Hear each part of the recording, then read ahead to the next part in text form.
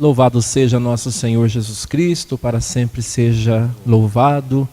Boa noite a todos, sejam bem-vindos para esta nossa terceira catequese, deste terceiro dia do nosso tríduo preparatório para a festa, para a solenidade do corpo e do sangue de nosso Senhor Jesus Cristo, que nós nos expressamos como sendo o Corpus Christi, uma expressão em latim. Uma festa muito importante para a igreja. E como eu dizia ontem, a igreja dá um valor muito grande para a preparação.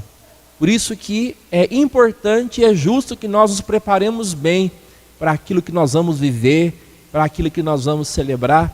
E a preparação, ela vai criando em nós a consciência que nós precisamos ter diante do mistério que nós vamos celebrar. Se bem que neste ano, a maior parte das pessoas vão celebrar Corpus Christi de uma forma diferente, por assim dizer. Não poderão constituir a assembleia visível, não poderão tomar do corpo e do sangue de Jesus, mas de alguma maneira, de alguma forma, nós precisamos compreender, nós precisamos entender, precisamos identificar, por assim dizer, de que maneira Deus nos concederá celebrar a festa de Corpus Christi. Não poderemos celebrar propriamente dita, vamos dizer assim, mas precisaremos viver dentro do nosso coração uma gratidão profunda daquilo que Corpus Christi celebra, que é a própria Eucaristia. Na verdade, nós celebramos, vocês devem saber disso, todos os anos nós repetimos esse dado importante para a nossa fé, mas nas quintas-feiras santas da Semana Santa, nós sempre celebramos, todos os anos, a instituição da Eucaristia.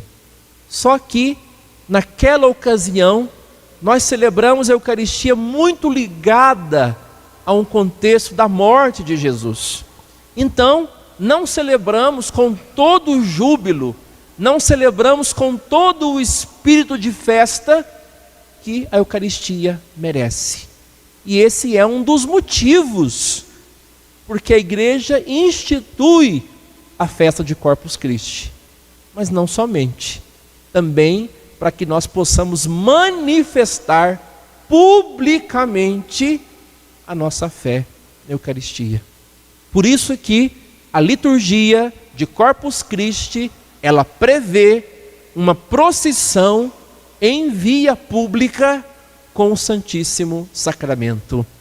É a única procissão litúrgica, ou seja, é a única procissão que está prescrita nos livros oficiais. É a procissão de Corpus Christi.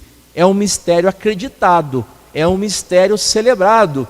E nós, como cristãos, que acreditamos no mistério da Eucaristia, saímos às ruas para manifestar publicamente: eu creio firmemente que Jesus está presente na Santíssima Eucaristia, nas espécies eucarísticas. Essa é a nossa fé.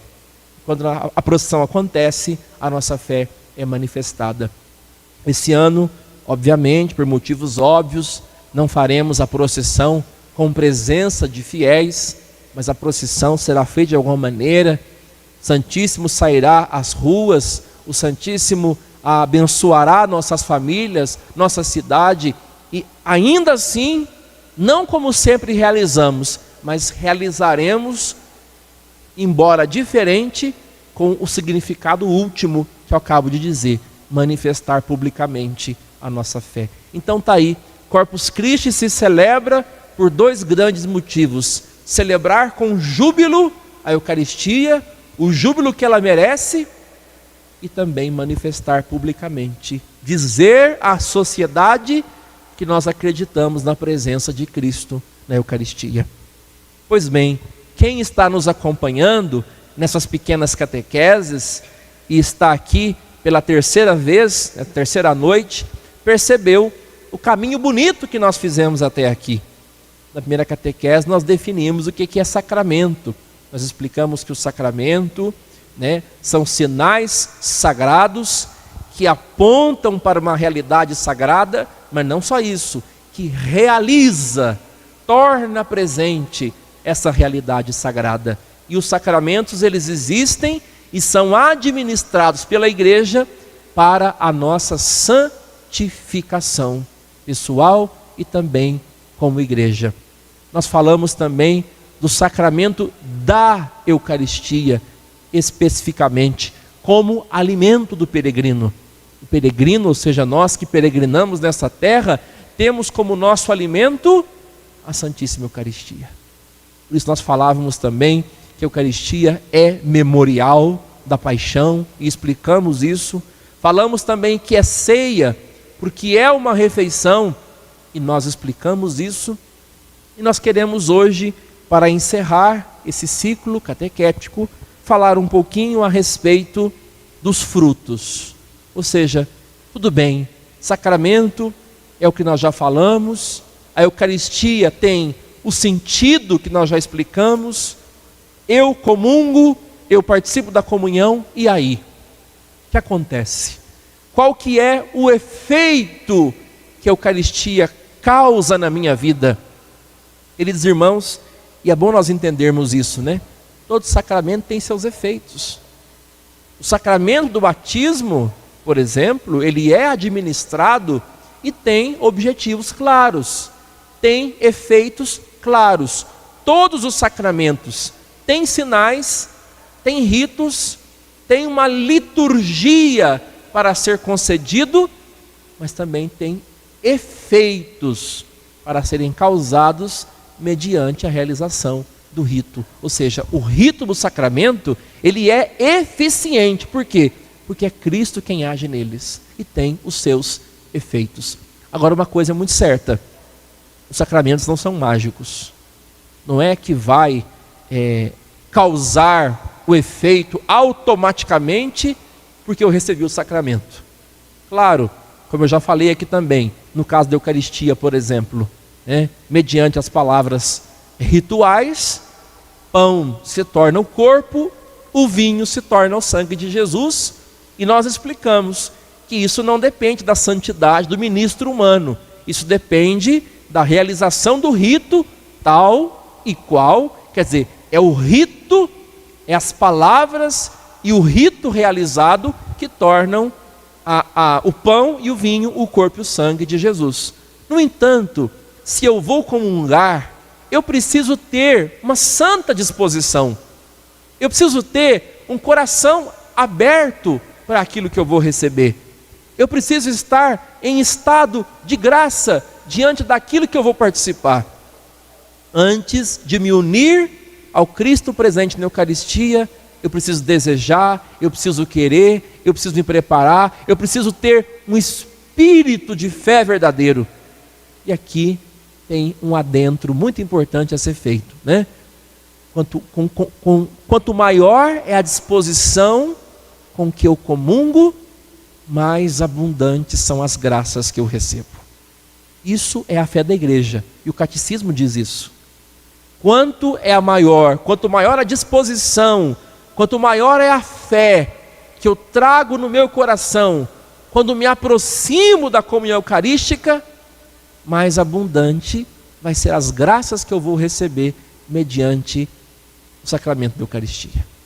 Por isso que nós nunca podemos, eu acabei de falar da importância da preparação para uma festa da igreja, porque eu nunca posso participar da Eucaristia como se eu estivesse em qualquer outro lugar, qualquer evento. Não é um evento, é um mistério. E eu não posso me colocar diante de um mistério de qualquer forma, como me coloco num evento.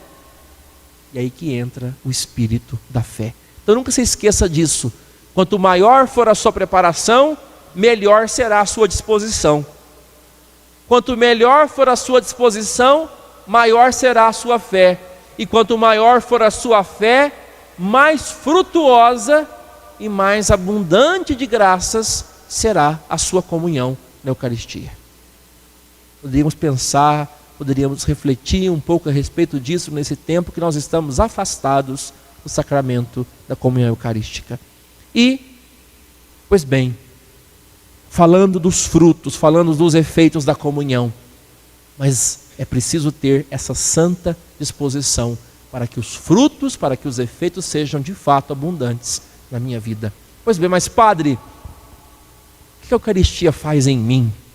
A pergunta é essa, né? O que a Eucaristia faz na minha vida?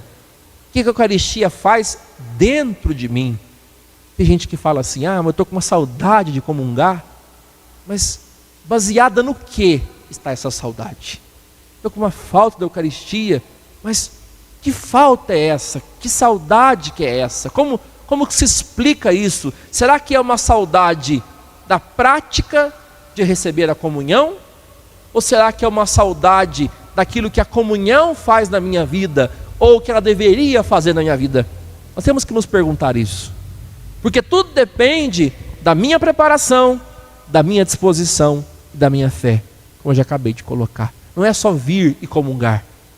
Vir e comungar não adianta. Tem que ter disposição, preparação, fé e deixar acontecer os efeitos que a Eucaristia produz.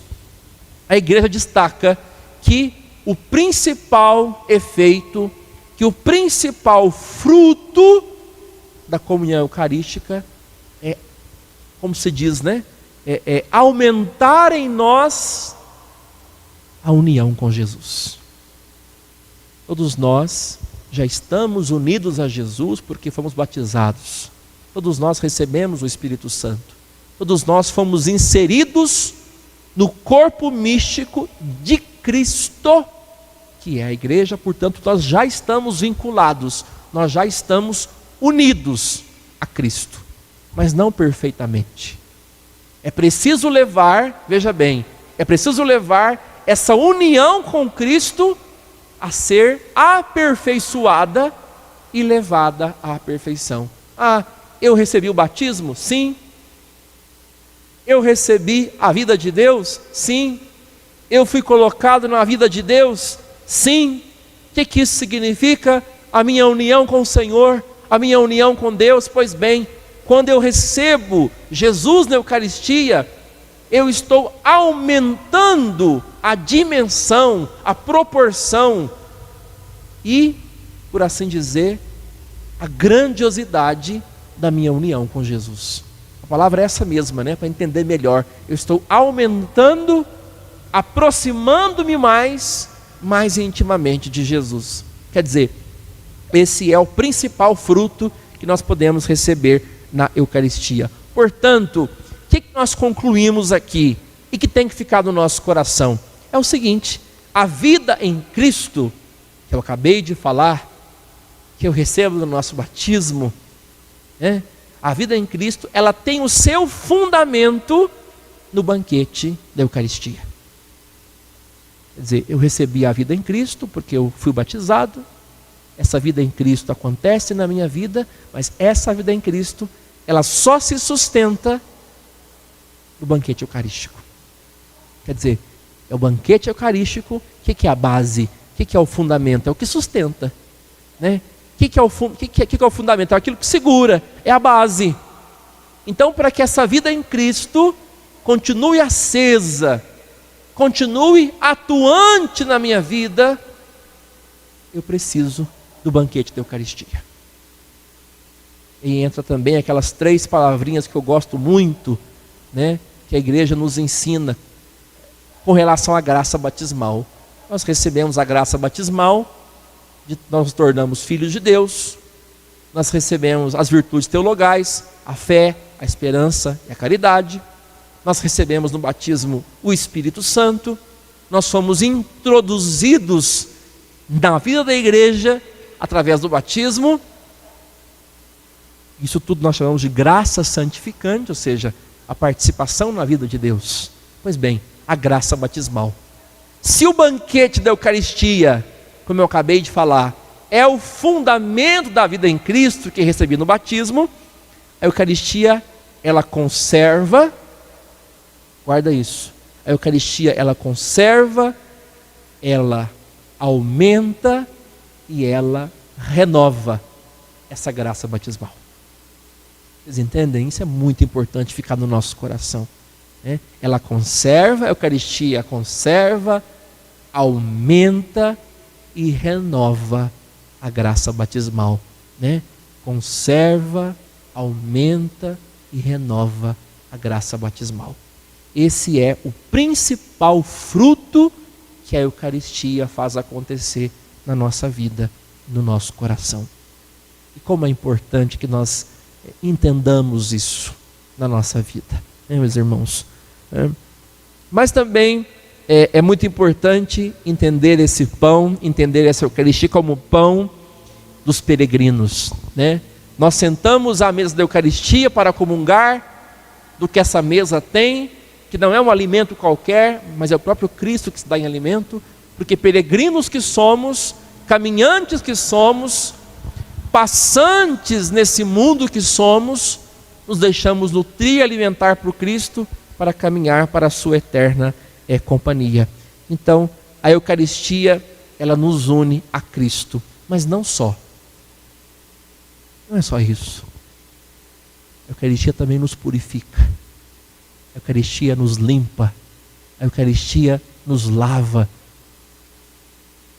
Isso aqui é importante também entrar no nosso coração, porque ela pode nos purificar, inclusive, dos nossos pecados veniais, e ela pode nos preservar dos pecados mortais. Então, veja, a Eucaristia vivida com todo o espírito de fé que eu acabei de colocar, ela nos preserva do pecado. Vocês entendem? E é nesse sentido que ela nos purifica, que ela nos liberta. Talvez muita gente não saiba, mas a Eucaristia, ela comunica a nós uma caridade vivificada, e por isso os pecados veniais são perdoados na Eucaristia. Talvez muitos não saibam disso, mas quando você comunga, os seus pecados veniais são perdoados. Agora, essa regra não funciona para os pecados mortais. Os pecados mortais, eles são reservados ao sacramento da confissão. O pecado mortal, ele é absolvido mediante a absolvição sacramental que eu recebo quando me confesso. Agora, os pecados veniais, se a Eucaristia for bem celebrada por mim, com a disposição que eu falei no começo, os meus pecados veniais são perdoados. Pecados corriqueiros. E os pecados mortais, nós sabemos quais são. É todo o pecado contra os 10 mandamentos. Né? Todo pecado contra os mandamentos da lei de Deus são considerados pecados mortais. Tem gente que fala assim, não tem pecado mortal, porque eu não roubei, não matei, então não tem pecado mortal. Não é só isso que é pecado mortal. Todo pecado que descumpre qualquer mandamento da lei de Deus é pecado mortal. E uma vez pecado mortal, ele só pode ser perdoado mediante a confissão sacramental. Confissão diante do sacerdote, mediante a absolvição. Agora, os demais pecados, e aí seria muito bom você estudar, você ir atrás, porque dentro de cada mandamento da lei de Deus, por trás deles tem uma série de pecados vinculados a eles. Não furtar, não roubar. Mas eu não roubo só quando eu tiro alguma coisa de alguém. Tem muitas formas de furtar. Agora, o pecado mortal, ele é também um pecado que foi feito livremente e conscientemente. É aquilo que eu faço e eu tinha liberdade de fazer e de não fazer, mas eu fiz assim mesmo. E eu sabia que eu não podia fazer e eu fiz assim mesmo. Então, liberdade e consciência na afronta contra os 10 mandamentos da lei de Deus. Mas dos pecados veniais, ou seja, os que não são mortais, a Eucaristia nos absolve, ela nos perdoa, né? E ela nos preserva do mal do pecado, né, por assim dizer. É aquilo que nós falávamos ontem também. Nós lembrávamos que a Eucaristia nos faz igreja. Quando nós celebramos a Eucaristia, quando nós constituímos a assembleia para celebrar a Eucaristia, não importa quantas pessoas sejam, pode ser, a missa pode ser o padre mais um, que seja o padre mais um, ali se constituiu uma assembleia litúrgica, orante, E ali se expressa o quê? O que a igreja é. O que a igreja é? Corpo de Cristo. Então, quando eu comungo da Eucaristia, a Eucaristia me faz igreja, porque eu entro também em comunhão com o Cristo, através do corpo, que é a igreja, e Cristo é a cabeça. E um outro ponto que nós falamos muito pouco, é muito pouco usual nós falarmos a respeito disso, é que a Eucaristia, ela nos compromete com os pobres.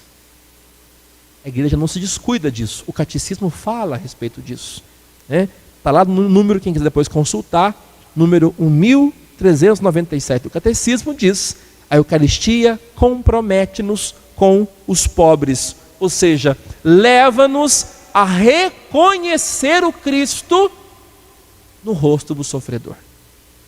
Quando me vestistes, quando vestistes aquele, foi a mim que o vestistes. Quando deste de beber, foi a mim que deste de beber. Quando visitou o enfermo, foi a mim que visitastes. Então Cristo, ele se identifica com o sofredor. A Eucaristia me torna solidário. A Eucaristia me leva a ser também eu um dom. Um dom. Então isso aqui é muito importante também. Quando eu recebo a Eucaristia, o que eu me torno? Eu me torno a Eucaristia. Isso aqui é muito importante, gente. Muito sério. Quando eu recebo a Eucaristia, eu me torno aquilo que eu recebi. E como que eu recebi a Eucaristia? Porque Cristo se deu a mim. E eu me tornei a Eucaristia, porque recebi o Cristo. E agora eu me torno a Eucaristia pelo testemunho que eu dou, por aquilo que eu vivo, especialmente no serviço aos mais fracos, aos mais miseráveis e aos mais vulneráveis. Essa é a missão do cristão. E uma coisa muito importante que nós não podemos nos esquecer é que mesmo depois da missa, Cristo permanece presente nas espécies eucarísticas. Nós temos o sacrário por isso. Nós temos o sacrário primeiramente porque é ali que fica a reserva eucarística, ou seja, a Eucaristia que vai ser levada para os doentes, para os enfermos, mas também para a adoração dos fiéis. Por quê? Porque mesmo após a missa acabar, Cristo permanece presente nas hóstias consagradas. E por isso eu posso adorar Jesus na Eucaristia. É a presença real de Jesus. O que é a Eucaristia? É a presença real de Jesus. Essa presença real. Mas a presença de Jesus no meu coração não é real? A presença de Jesus na minha casa não é real? A presença de Nosso Senhor no mundo não é real? Não, é real. Não é que na Eucaristia Nosso Senhor está realmente presente, em outros lugares não. Mas são presenças diferentes. A presença de Cristo no meu coração, na minha casa, é real. Mas quando eu falo presença real, eu quero dizer o seguinte: uma presença substancial. Ou seja, na hóstia consagrada está realmente o Cristo, homem e Deus, o Cristo inteiro. É uma presença substancial, é a substância, é o corpo de Jesus. Outros tipos de presença são pura e simplesmente espirituais. São presenças diferentes, embora sejam reais também. Por isso, eu devo entrar na escola de adoração a Jesus. Eu devo aprender a adorar Jesus. Infelizmente, nem todos têm a prática da adoração a Jesus, né? Se vai muito diante do sacrário para pedir, né? Para apresentar aquilo que se quer, para buscar a bênção que se quer. Não, o sacrário sim é o lugar do encontro com Jesus, mas sobretudo um lugar de adoração, onde eu me coloco em silêncio para comungar desse amor que Jesus é, entregar a minha vida, reconhecer a minha pequenez e a grandeza de Jesus ao mesmo tempo. Isso é muito importante. E também, para terminar, eu gostaria de lembrar a vocês que no Evangelho de São João, João não narra a última ceia como os outros narram. Vocês já perceberam isso? Né? João, ele não narra a última ceia como os outros evangelistas narram. João dá uma importância maior para o quê? Para o gesto do lava-pés. Segundo João, Jesus na ceia levantou, tirou o manto e começou a lavar os pés dos discípulos, né? Ou seja, Jesus Cristo aqui na ceia, ele usa traje e formas próprias de um escravo, por assim dizer. É um sinal de humilhação, vamos dizer assim. É o sinal da humilhação que Cristo ia viver naquela cruz. E aqui fica muito claro que a Eucaristia é serviço. Eucaristia é doação de vida. Quem comunga da Eucaristia tem que estar disposto a lavar os pés uns dos outros. Tem que estar disposto a servir e amar. Ou seja, a consequência mais bonita da Eucaristia é que ela nos leva a servir e amar. Se não nos faz assim, tem alguma coisa errada. Se isso não acontece, eu não estou comungando com santa e real disposição, como deveria. Como dizia nos outros encontros nossos, que essas pequenas catequeses possam nos ajudar a voltar a comungar quando nos for permitido, de uma forma nova, de uma forma diferente. E que Nosso Senhor nos dê a graça de sermos realmente homens e mulheres eucarísticos.